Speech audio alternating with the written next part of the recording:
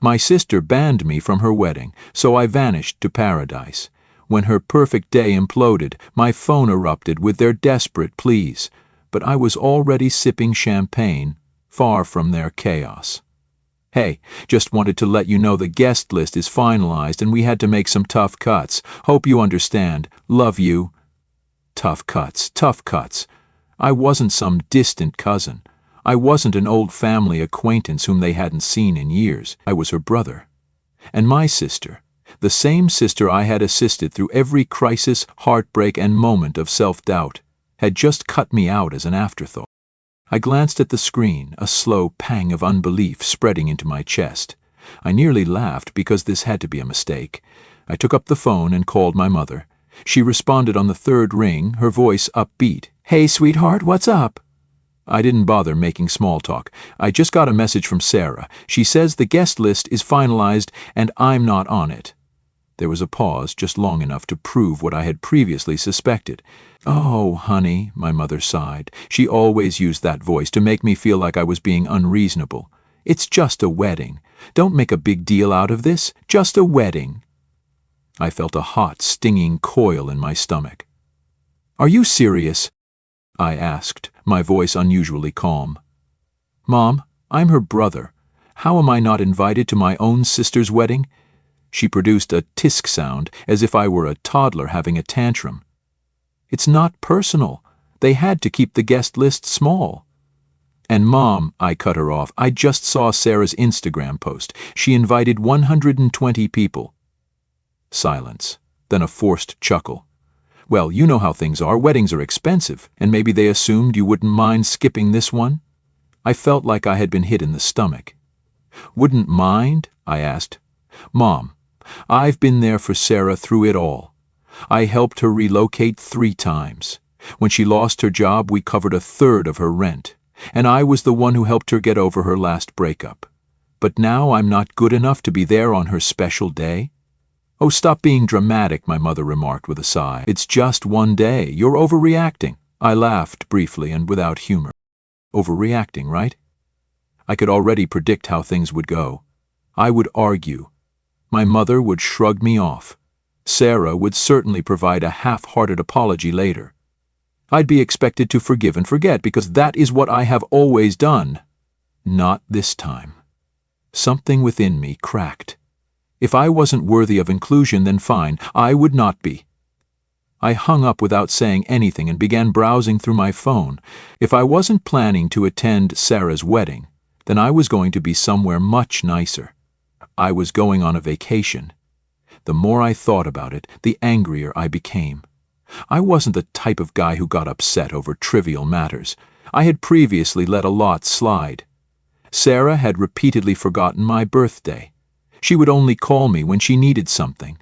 Our mother always wanted me to be the understanding one.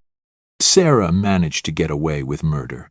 But this was an entirely new level of disdain. Then it hit me.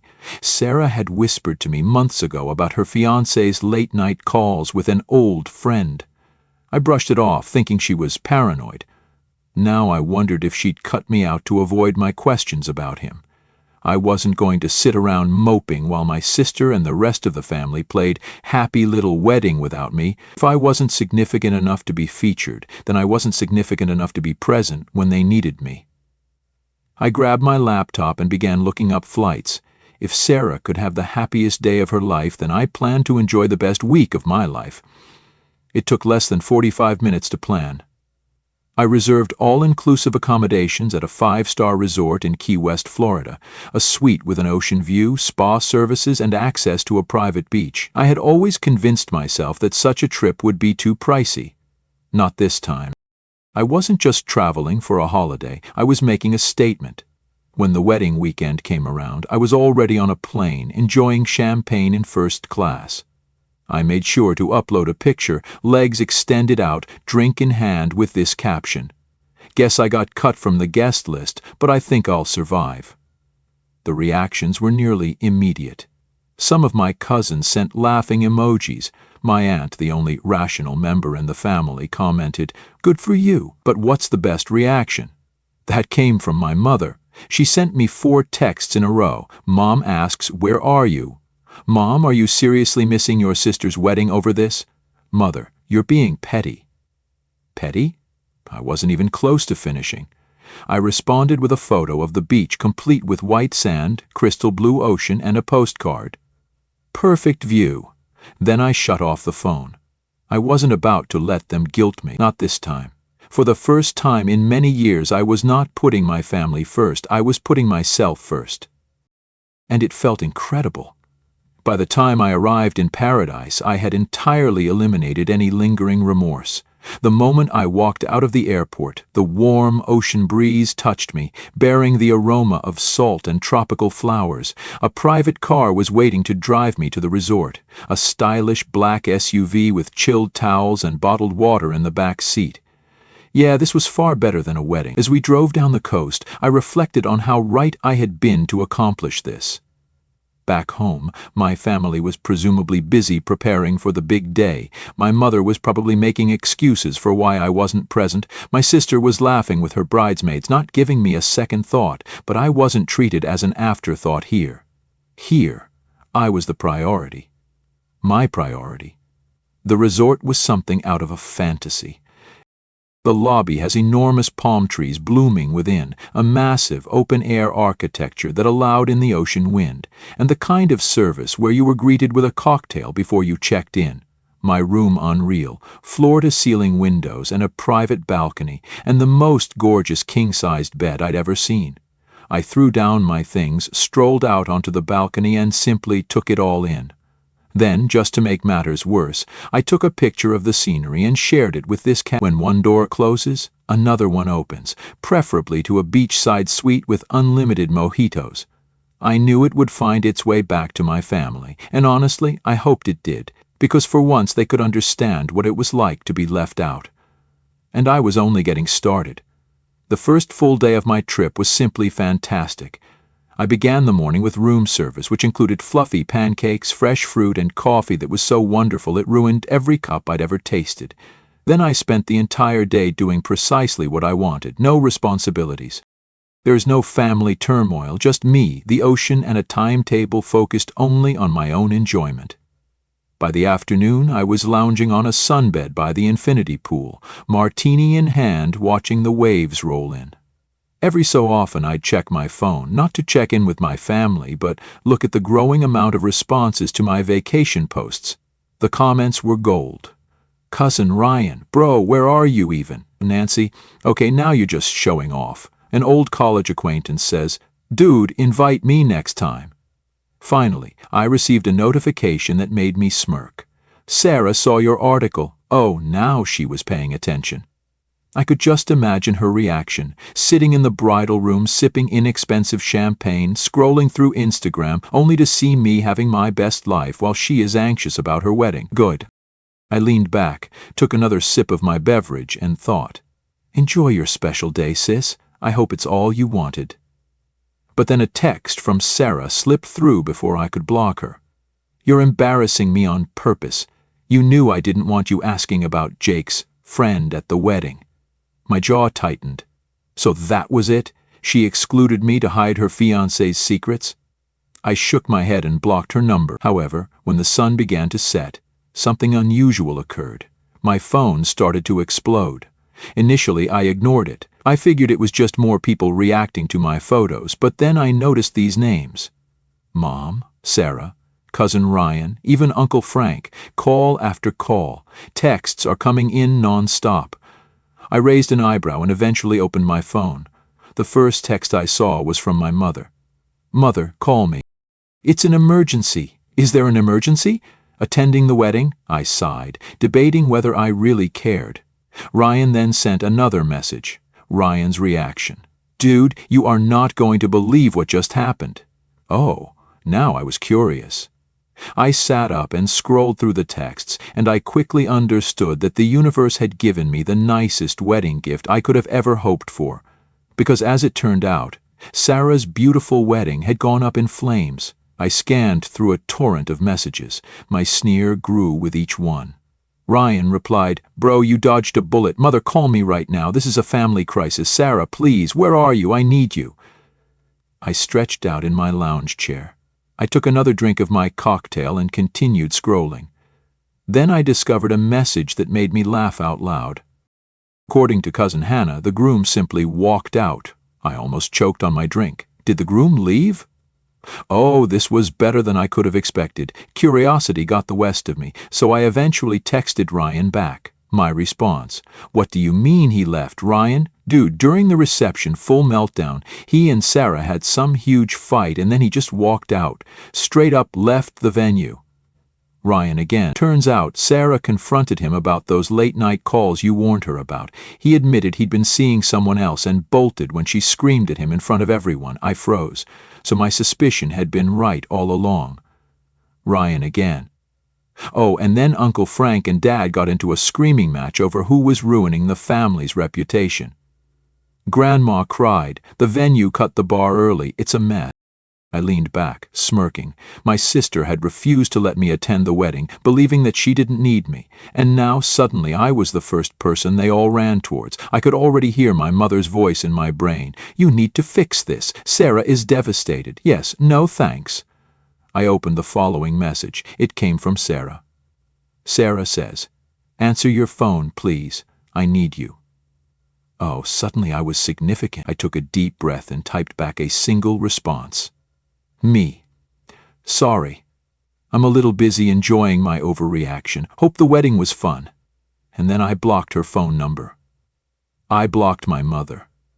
I also blocked Ryan, just in case he got drawn into their guilt trip operation. Then I turned my phone to Do Not Disturb mode, waved over the bartender and ordered another drink, because while my family spiraled, I was in paradise. And for once, I wasn't bothered. The following morning I awoke to the sound of waves breaking on the shore. The aroma of sea and tropical flowers wafted through my open balcony doors.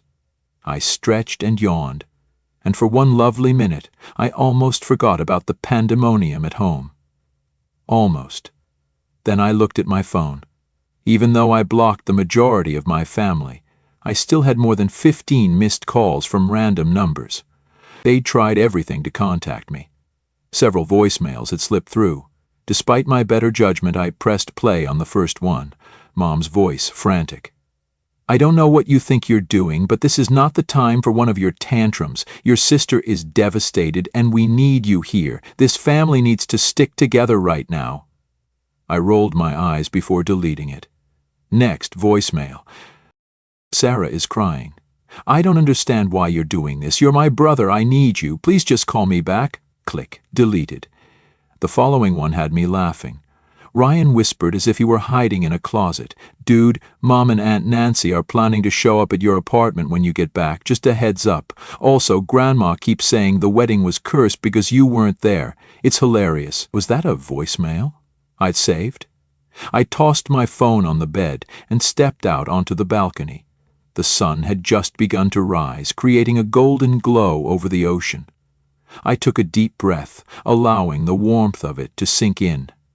Back at home, my family was scrambling to perform damage control. Meanwhile, I was here sipping espresso while wearing a bathrobe, enjoying the best decision I'd ever made. And the best part, they were now feeling what I had felt when they cut me out. Unwanted, forgotten, left out. It was rather poetic, actually. But I wasn't finished yet. I grabbed my phone. I took a photo of my breakfast, which included fluffy pancakes, fresh fruit, and a mimosa that was so brilliant it might blind someone, and posted it with this caption: "Starting my day stress-free. Hope everyone back home is doing okay." Then, just for fun, I went through my blocked messages, grinned at all of the missed calls, and ordered another mimosa. I didn't intend to call them back, allow them to clean up their own mess. I was on vacation. By midday, I was relaxing under a secluded cabana, sipping a tropical drink with an umbrella, when my phone vibrated again. This time the message came from Cousin Hannah. "Hannah, okay, I know you're mad, and honestly you deserve to be, but you have to hear what happened after the wedding. Call me. You're going to love this." I raised an eyebrow. Hannah has always been the only cousin with a brain. If she mentioned that I needed to hear anything, it was probably worth the time. So despite my better judgment, I called her. She answered the first ring. "Oh my God, you're finally answering," she said, unable to contain her joy. "Okay, are you sitting down?" I gazed about in my shaded cabana, the vast ocean in front of me and the chilled beverage in my palm. "Yeah, I think I'm in a good place for whatever this is." Hannah let out a breathless laugh. "Okay." After the groom left, Sarah had a complete meltdown, and I don't mean a few tears, I mean yelling, wailing, and throwing objects at the wedding party. I smirked. "Sounds about right." Hannah continued, her voice brimming with enthusiasm. Everyone was attempting to calm her down. "Mom overheard Aunt Nancy suggest that the disaster could have been avoided if you'd been there."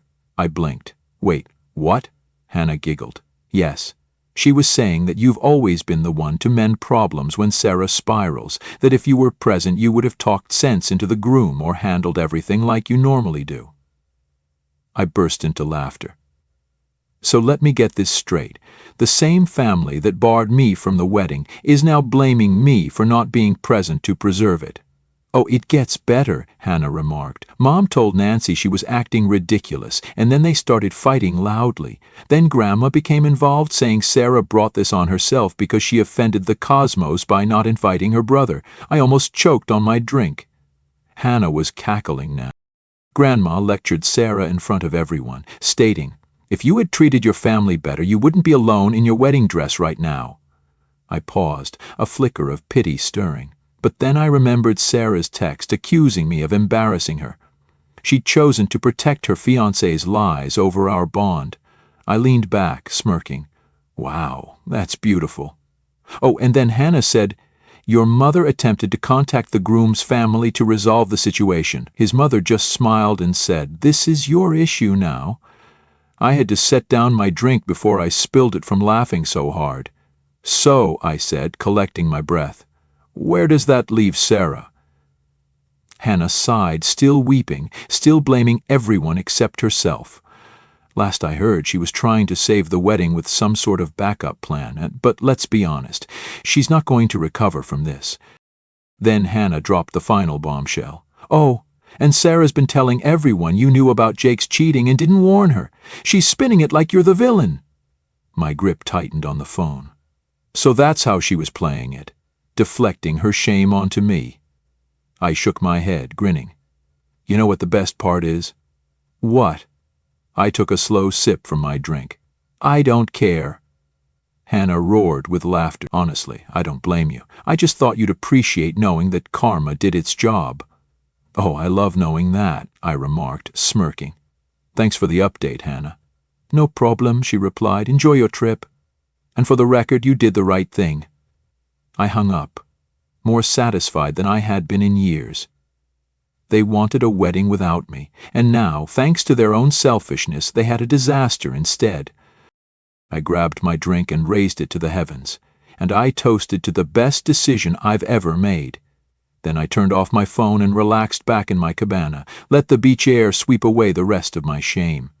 For the remainder of the day, I didn't look at my phone. Instead, I scheduled a sunset cruise, allowed the warm breeze to wash over me, and had a 5-star meal by the seaside.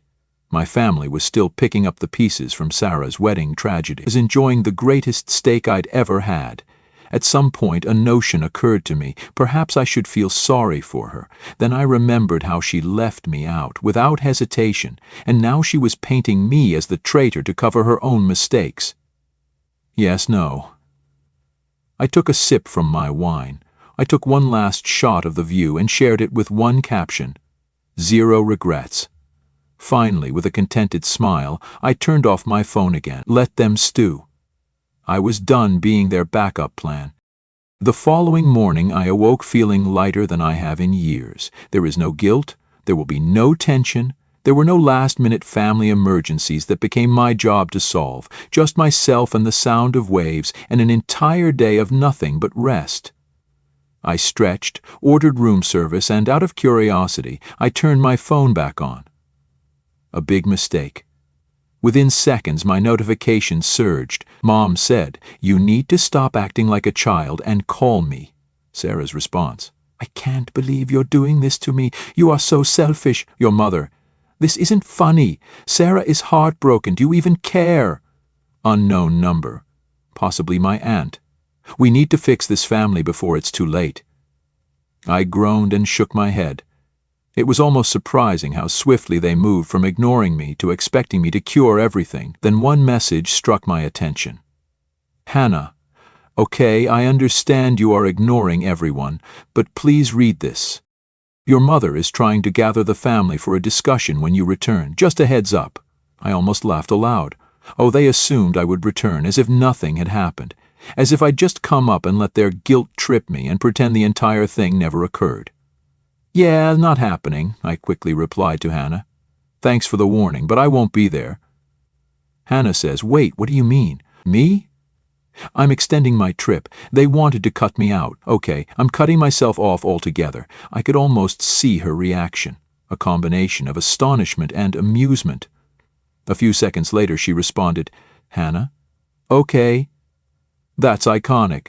Tell me everything when you get back, whenever that is, lol. I grinned, set down my phone, and grabbed my laptop. With a few clicks, my trip was officially extended, another entire week. There's no family. There's no drama, no family discussions, just me and the water. They never allowed me to have peace. And the best part, they couldn't do anything about it. But as I closed my laptop, a quiet thought crept in. Sarah's betrayal stung, but so did the years I'd spent fixing her messes, only to be discarded. I wasn't just escaping their chaos, I was breaking free from a role I'd played too long. Before going to the beach, I sent one final text. Me, Mom, and Sarah. Oh, so you want me around? Sorry, I'm too busy enjoying my reactions. Have fun cleaning up your own messes. Then for the last time, I blocked their numbers. I put my phone down, ordered another drink, let the sun warm my skin.